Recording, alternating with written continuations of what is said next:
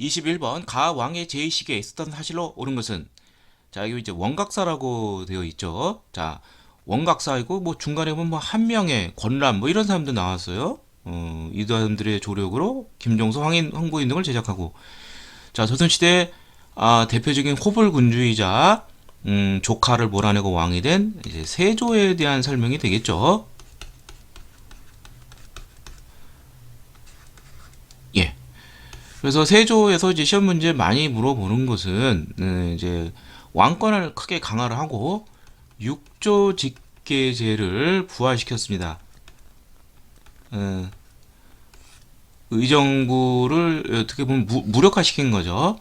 그 다음에 이제 중요한 것이 이제 경제와 관련돼서 이제 직전법을 실시를 해서 기존의 가정법이 직상간, 전현직 다 줬는데 현직만 이제 수조권을 주고요. 그 다음에 수신전, 휴량전 명목으로 세습되던 것을 없애버렸습니다. 예, 뭐 그 정도만 하시면 될 거예요. 뭐 그 외에 뭐 이제 뭐 군사적인 거 뭐 이런 게 좀 업적이 좀 많이 있죠. 뭐 오의를 설치한다든지 진관 체제, 뭐 보법 실시 이런 게 있고, 문화적으로는 여기 나온 것처럼 원각사를 건립을 하고 원각사 10층 석탑, 이제 대리석탑인데 경천사지 10층 석탑을 모방한 것이죠. 네, 뭐 그 정도 알아두시면 충분할 것 같아요. 그래서 정답은 4번이 되겠고요. 현직 관리에게만 수조지를 급하는 직전법. 자, 주자소에서 개미자를 주조하였다. 자, 이거는 이제 태종 때 있었던 일입니다. 예. 주자소를 설립을 하고 개미자라는 금속활자로 찍어낸 거. 국가의 의례를 정비한 국조 오례의 5가지 국가의 의례. 자, 이건 조선 성종 때의 업적이고요. 농사직설, 자주적 농법, 농사직설. 우리 현지 농토에 맞는 농법, 저술, 세종이죠. 자주적 농법. 그 다음에 동의보감, 광해군 때 허균이 편찬했죠. 예. 22번 밑줄근이 인물에 대한 설명으로 옳은 것은, 자, 뭐 성리학하고 관련된 사람인데 뭐 보통 많이 물어보는 게 이제 이황과 이희죠. 자, 한번 정리해 보면, 자, 일단 이거는 이희에 관한 것이에요. 이희는 자, 향약과 관련해서는 해주 향약, 또 하나가 청주 서원 향약, 요 두 개 가지가 있죠. 예. 이황은 예안 황약. 예. 그 다음에 대표적인 저술서 동어문답, 경목요결. 이는 하나 더 있죠. 시험에 질문하는 거 성학 지벼, 군주의 성학에 대해서 저술한 것인데, 이황은 성학 10도 그림도 있어요. 여기는요. 예, 성학 10도를 통해서 군주 스스로 해야 한다는 입장이고, 성학 지벼는 훌륭한 신하의 조력이 필요하다, 이렇게 주장을 했습니다. 자, 그 다음에 동방의 주자라고 불리우죠. 이황은 주자서 절요. 이 정도 알아주시면 될 것 같고요. 이 이는 성학지벼, 그 다음에 여기 보면 동호문답이라고 해서, 이 이의 사상은, 이제 주기론, 그러니까 현실적이고 개혁적인 성격이 있어요. 그 다음에 원리적이고, 뭐 그러한 성격, 주리론, 예. 도덕적 이상주의 이런 거를 강조하는 건 이황. 그래서 여러 가지 개혁 방안, 수치제도, 수미법 이런 거 주장하는, 그 다음에 애들을 위한 저서, 경몽요결 등등을 저술을 했습니다. 자, 그래서 정답은 5번이 되겠죠. 이는 성학지벼, 군주 성학 관련돼서 이황은 성학 10도. 자, 명에 대한 의리를 내세운 기축봉사를 효종에게 올려서 효종 때 북벌이 추진되게 한 사람, 서인의 지도자 송시열. 청나라부터 시연력을 도입하고자 건의하였다. 이거는 이제 김육이라는 사람인데 효종 때 시연력 도입 주장을 한다든지, 그 다음에 대동법을 확대하는 거, 뭐 호서 지역 충청도까지 이런 것도 좀 알아두시고요. 양반의 무례와 무는 걸 보면 양방전, 허생전, 호질 요 세 개 하면 연암 박지원. 예학을 조선의 현실에 맞게 정리한 가래 집남을 지은 사람은 이제 그 예학이라고 그러죠. 이게 바로 이의 제자인 김장생이 있죠. 예. 예. 자, 그래서 정답은 5번이 되겠고요. 23번 가와 나 사이 시기에 있었던 사실로 오는 것은 이거 이제 붕당 정치 전개 과정에 대한 내용인데, 자 여기 심의겸이 나왔어요. 서인의 우두머리죠. 김효은 나왔어요. 이 사람 동인의 우두머리죠. 자, 이 이조 전랑 문제를 놓고서 이제 둘이 싸워요. 선조 때 이제 사림들이 중앙정치로 다 진출했는데 분열이 되는 거 동서분당이라고 그러죠. 선조 8년인 1575년. 자, 기해년에 왕이 승하하자 송시열이 어쩌고저쩌고 대행대왕은 왕대비 이제 그 인조의 계비인 자의대비 효종에게는 엄마뻘이 되는데, 이거를 그 효종의 국상과 효종부의 국상 각각 기해년 1659년과 1674년 이제 갑인년에 그 예속 논쟁이 있었어요. 그래서 서인인 송시열과 여기 허목등 나오죠. 이게 이제 남인이 되는데, 서인은 신권을 강조해요. 그래서 이제 효종은 차자다. 그래서 뭐 서자 취급하게 되죠. 뭐 그래서 그런 경우에는 길게 할 필요 없다. 기년 1년이다. 아니다. 국왕은 다르다. 사대부랑 다른 논리가 돼야 된다. 3년복이다. 3년상 등등등등. 그러니까 기해 예송이니까 1659년 요 사이에 있었던 일을 고르는 문제가 되겠습니다. 요 사이에 이제 중요 왕은 이제 선조 다음에 이제 광해군이 있겠고 인조가 있겠고, 자 광해군 때는 북인 구체화하면 이제 그 대북이 되겠죠. 이들이 꽉 잡았죠. 서인과 남인들을 따돌리고, 인조 반정으로 인해서 서인이 집권하게 되죠. 그리고 남인도 이제 같이 진출하게 되는데, 처음에는 이제 균형적이었는데, 이제 이후 현종, 이게 현종 때죠. 현종, 숙종대를 지면서 서인과 남인이 치열하게 싸우게 됩니다. 자, 그러면은, 이제 광해군, 인조 이런 내용을 찾아야 되겠죠. 인조 반정으로 북인 세력이 몰락하 있다. 이게 정답이 되겠네요. 정답은 1번이고 북인 세력은 광해군과 연관이 되어 있죠. 옥호룡이라는 사람의 고변으로 옥사가 발생하였다. 자, 숙종 때에 숙종이 아니라 이제 숙종에서 이제 경종으로 넘어가면서 이제 그 숙종 때는 이제 그 뭐 한번 정리를 해보면 이제 환국 정치가 있게 되죠. 그래서 경신, 기사, 갑술 이렇게 있는데 1680년, 89년, 94년 서남서 이렇게 집권을 하게 되죠.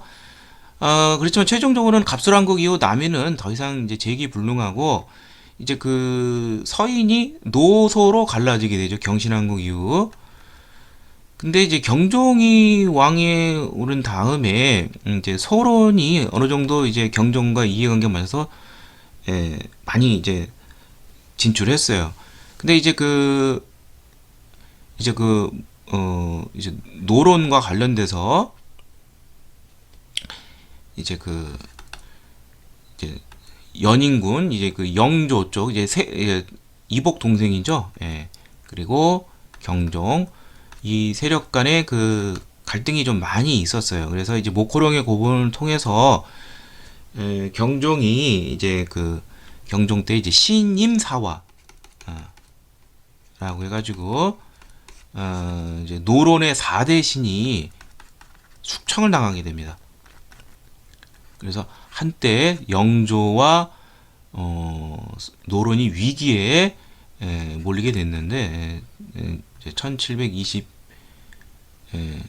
22년 요 사이에 있었는데 경종이 오래 못 살아요. 1724년에 이제 갑작스럽게 사망이 되면서 소론 그러한 집권은 이렇게 길게 가지 못하고 이제 영조와 노론. 그렇지만 영조도 이제 탕평책을 통해서 이제 끌어당기려고 했는데 여기 보면은 이제 그 영조에 대해서 그 정통성을 부인하면서 이 경종과 밀접한 관계였던 이 소련과 이 남인 세력 등이 연합을 해서 난을 일으켜요. 이게 바로 이인자의 난이 되는데 이게 1728년이 되는데 그래서 이제 그 뭐 이제 남북 노소 뭐 북이는 집에 몰라 그랬고 골고루 같이 이제 나가려고 했던 영조는 아무래도 이 난 이후로 소련 남인보다는 뭐 형식상으로는 이제 뭐 골고루 등용한다 하지만 노론 쪽에 치우치는 경향이 있었습니다. 1728년이고요. 양재역 벽서 사건이라고 1540년 명종대에 있었는데 이현적 등이 화를 입었다. 이게 바로 이제 을사사화가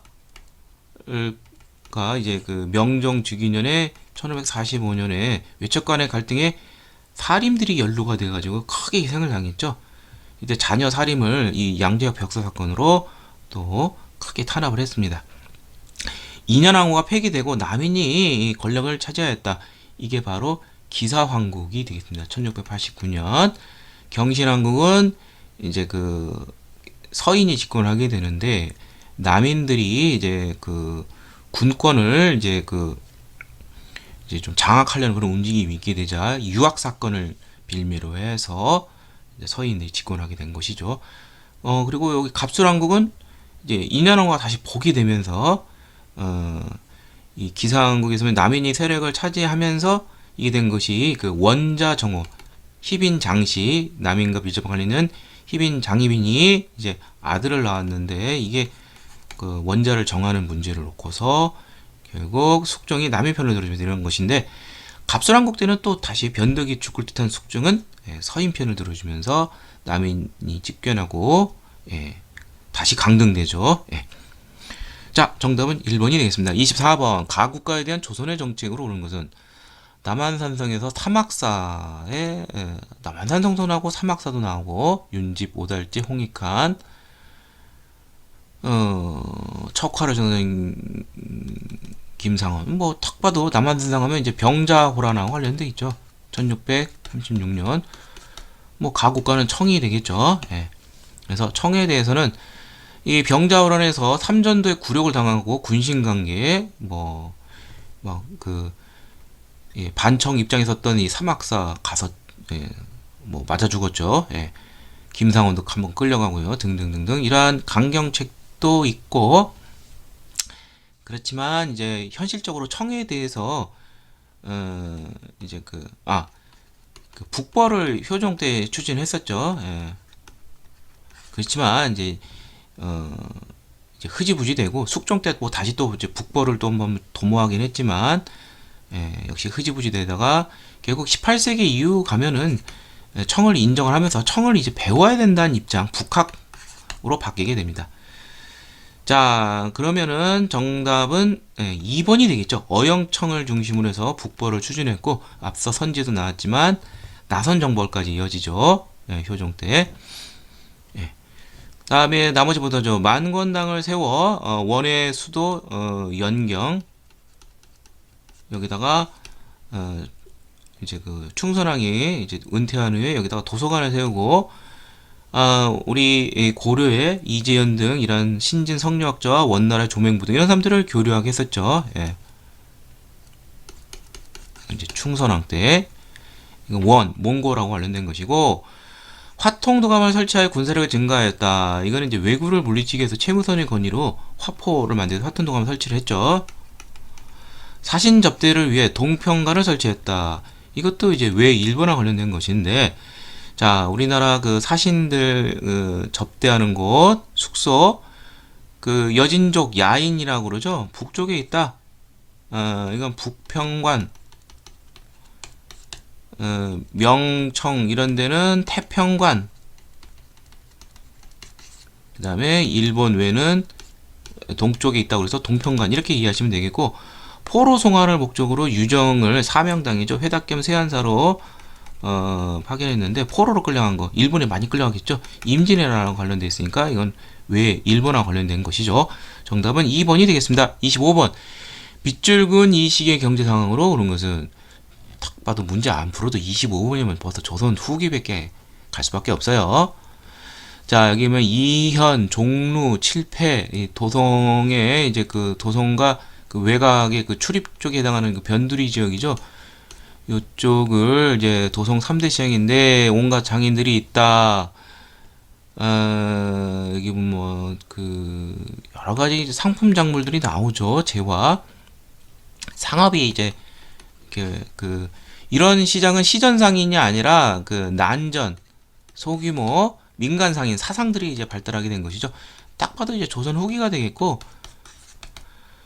예, 조선 후기 상황이 되는데 조선 후기에는 모든 산업이 다 발달했다 이렇게 이해하시면 되겠습니다.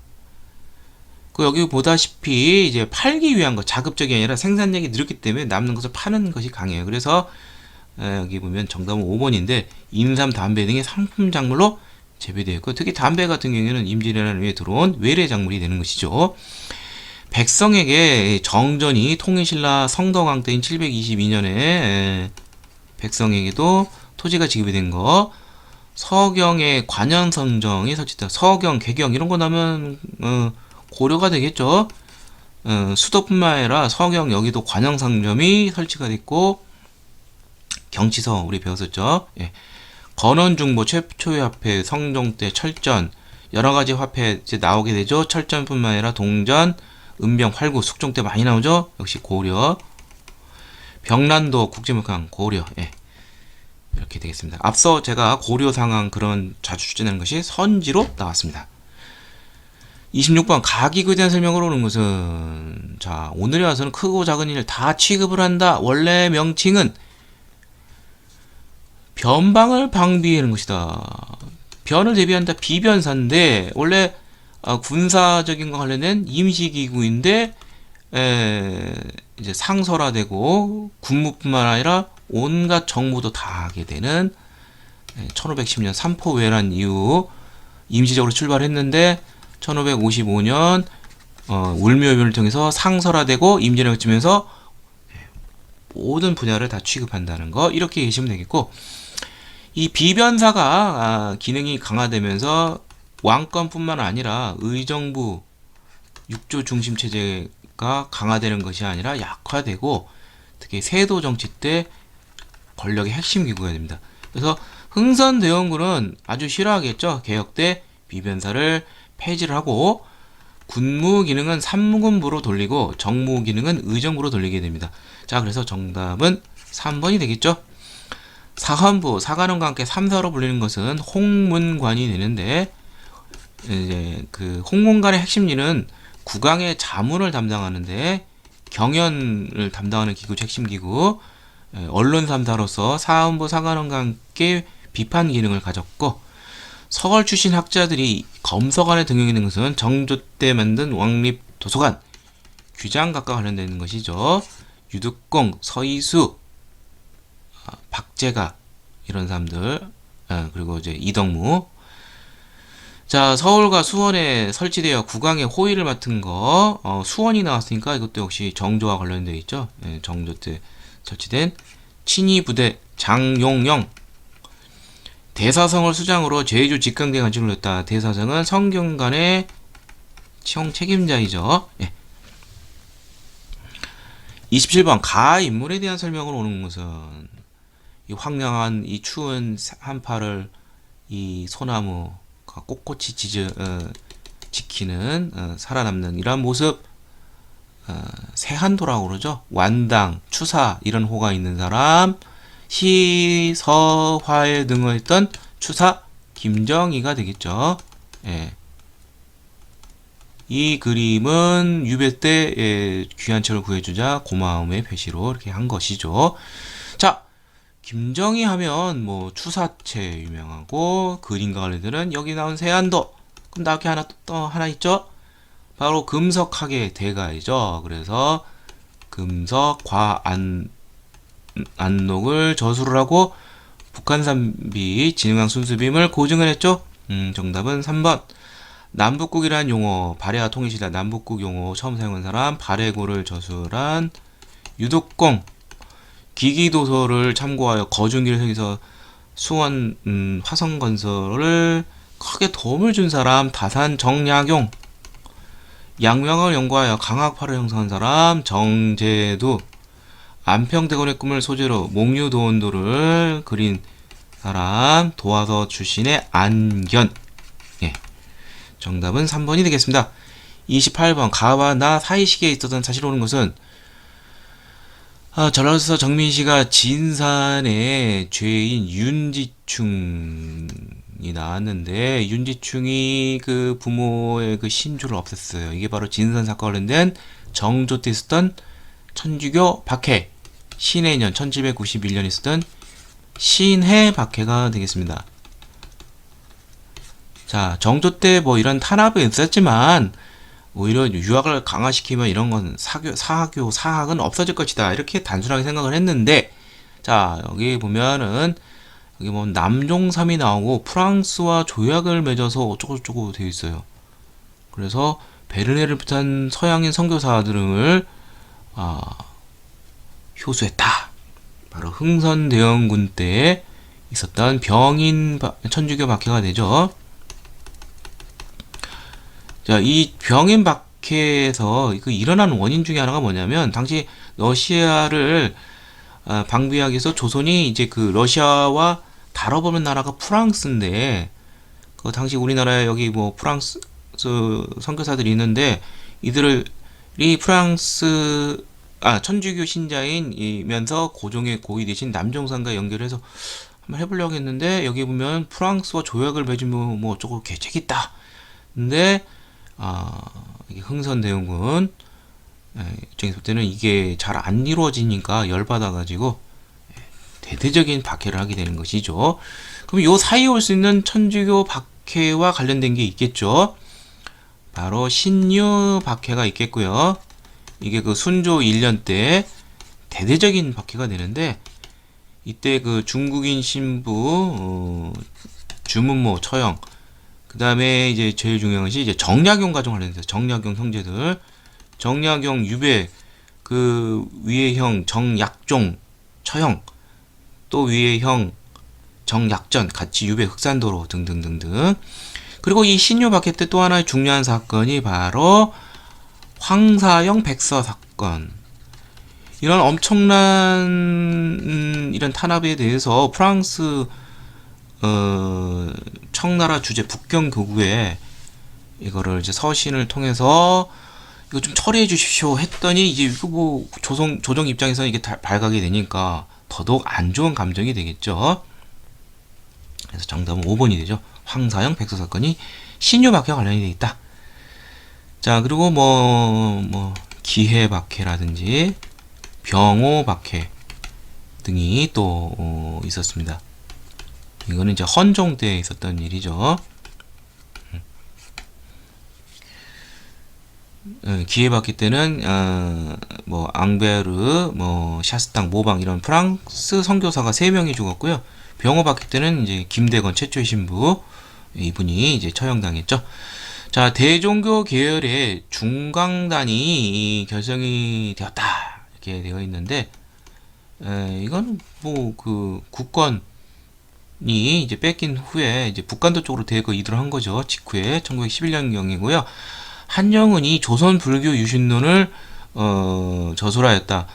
뭐 잘 모르더라도 뭐 정확한 연도를 보자면 한영은은 일제 시대 때 대표적인 그런 승려죠. 예. 당시 그 외색 불교 이거에 대항하기 위해서 사찰령이라는 게 있죠. 조선 총독부가 불교를 간섭하려고 하니까 이런 거에 대해서 반대하는 입장이었었죠, 한영은. 자, 보은에서 교조 신원을 요구하는 집회가 이게 동학과 관련된 것이죠. 1892에서 93년 요때 있었는데, 03 서보 이렇게 외워두시면 돼요. 공주, 삼내, 서울, 보은 집회.